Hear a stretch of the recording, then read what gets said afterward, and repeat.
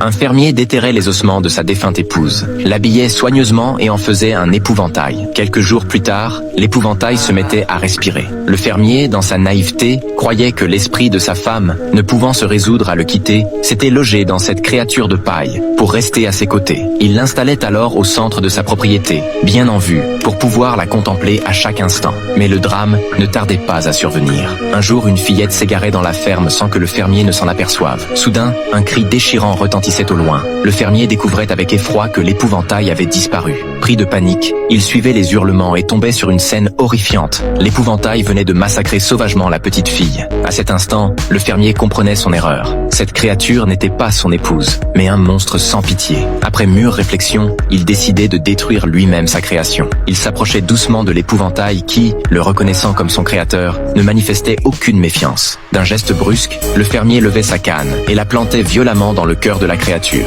Un hurlement d'agonie déchirait l'air avant que l'épouvantail ne s'effondre, sans vie. Plus tard, dans sa cave, le fermier réalisait que c'était lui qui avait engendré ce monstre meurtrier, causant la mort d'une innocente. Rongé par le remords, il mettait fin à ses jours d'un coup de fusil. La propriété tombait alors en ruine. 5 ans plus tard, un garçon poursuivi par des brutes se réfugiait par hasard dans le domaine abandonné. Dans la cour, il découvrait l'épouvantail macabre fait d'ossements. Cette vision glaçante le paralysait de terreur. Ses poursuivants se rapprochant dangereusement, le garçon, sans réfléchir, arrachait la canne plantée dans la poitrine de l'épouvantail pour s'en servir comme arme. Ce simple geste réveillait le monstre endormi. Pour échapper au danger, l'enfant se précipitait dans la maison poussiéreuse. À peine entré, des coups violents ébranlèrent la porte. D'abord, il pensait que ses poursuivants l'avaient rattrapé, mais l'instant d'après, des lianes se glissaient sous la porte, tâtonnaient jusqu'à la poignée et l'ouvraient lentement. Terrifié, le garçon grimpait les escaliers 4 à 4, quand soudain, les marches vermoulues cédaient sous son poids. Il tombait dans la cave obscure, où,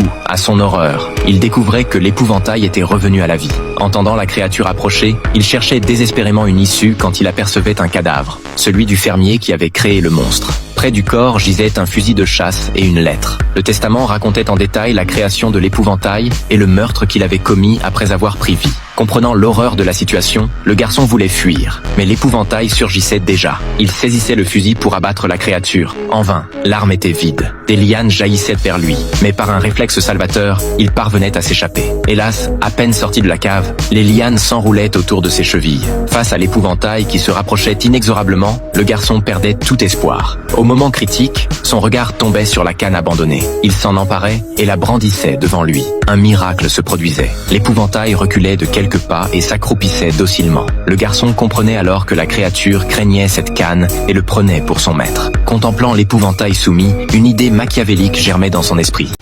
Et pour plus de films de ce genre, abonnez-vous, likez, commentez et partagez.